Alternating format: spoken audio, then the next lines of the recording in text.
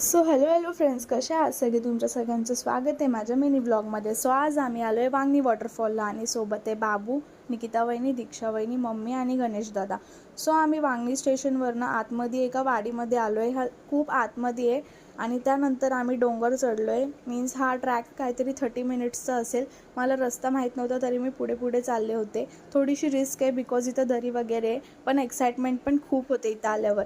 हा असं नॅचरली पाणी येतो डोंगरांमधून आणि असं वर येताच इतकं सुंदर व्ह्यू बघायला भेटला. तुम्ही पण बघा किती छान वाटते.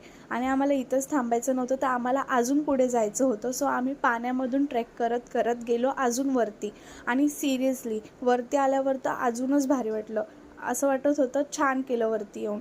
तुम्ही पण बघू शकता की इथलं व्ह्यू किती परफेक्ट आहे. खरी पाण्याची मज्जा घ्यायची तर तुम्ही पण वरतीच या इथे आलात तर. त्यानंतर आम्ही खूप सारे फोटोज काढले, व्हिडिओज काढले, खूप एन्जॉय केला आणि निघलो घरी यायला. तर आम्ही खाली आलो आणि कपडे चेंज करायला टाईमच नाही भेटलं. तर काय गाडीमध्ये मस्त मस्ती करत हसत खेळत आम्ही आलो ऑलमोस्ट बदलापूरला. आणि मला लागली झोप. डोळे उघडून बघितलं तर होते पेट्रोल पंपला. CNG भरायला थांबलेला दादा. बघते तर वहिनी आणि बाबू पण झोपेतूनच उठले होते. आणि खूप थंडी वाजत होती बिकॉज गाडीमध्ये AC चालूच होती. माझी तर हालतच खराब झाली. सो फटाफट घरी आल्या आल्या मी मस्त गरम पाण्याने अंघोळ केली, हेअर वॉश केले. तुम्हाला व्हिडिओ जर आवडली असेल तर व्हिडिओला लाईक करा, चॅनलला सबस्क्राईब करा. सो भेटूया पुढच्या ब्लॉगमध्ये. तोपर्यंत बाय, लव यू ऑल.